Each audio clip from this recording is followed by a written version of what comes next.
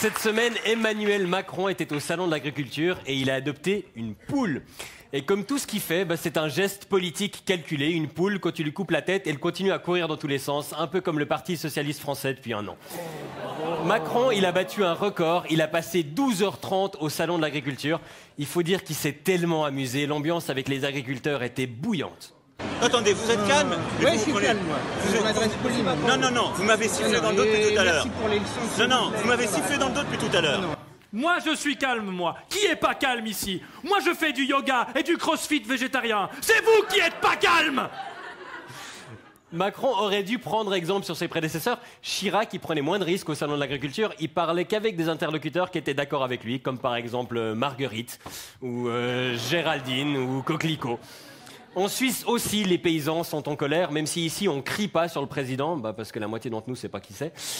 Notre colère se manifeste davantage par un profond soupir quand Darius nous annonce une mauvaise nouvelle.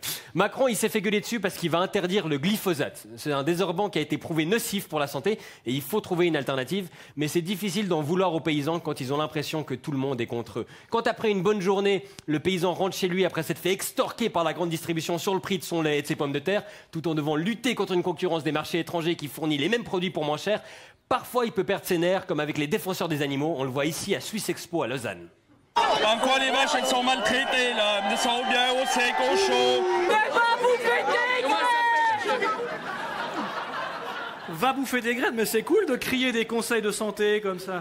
Mange 5 fruits et légumes par jour! Pratique une activité physique régulière! Non. Moi, je trouve très bien que la société évolue. On se préoccupe nettement plus des pesticides et du bon traitement des animaux. Mais est-ce que quelqu'un s'inquiète du bon traitement des paysans? En Suisse, un tiers des fermes familiales a disparu ces 20 dernières années, souvent remplacées par des énormes exploitations agricoles. En France, un agriculteur se suicide tous les 2 jours. Le mec se suicide tous les 2 jours. Il n'y a pas de statistiques là-dessus en Suisse, mais il semble que la tendance soit similaire. Récemment, Johann Schneiderman a organisé un sommet agricole sans convier les petits producteurs. C'est un bon moyen de montrer que le problème est super urgent. On envoie l'homme qui parle le plus lentement de Suisse. Se suicider, c'est mauvais pour la santé. Non, et apparemment, ils n'ont même pas parlé des problèmes des paysans. C'était une réunion pour leur demander de faire des concessions pour qu'on puisse signer un accord de libre-échange avec des pays d'Amérique du Sud. L'Amérique du Sud, c'est bon pour cacher les anciens nazis.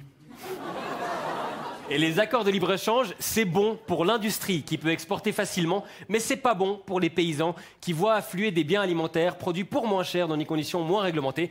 Et il y a plusieurs raisons de penser que Schneiderman, il est plus proche de l'industrie que de l'agriculture, parce que le groupe Amann fabrique des machines de chantier et parce que Johan a le charisme d'une transpalette. Ouais, peut-être.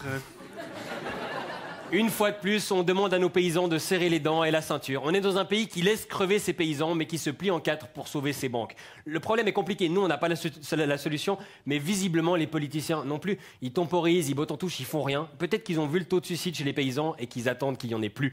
Mais il y a du fric à se faire dans l'agriculture. Si t'es un trader qui achète et revend 400 fois une cargaison de céréales pendant qu'elle traverse l'Atlantique. Une pratique qui a enthousiasmé les 60% des votants qui ont refusé d'interdire la spéculation sur les denrées alimentaires en 2016.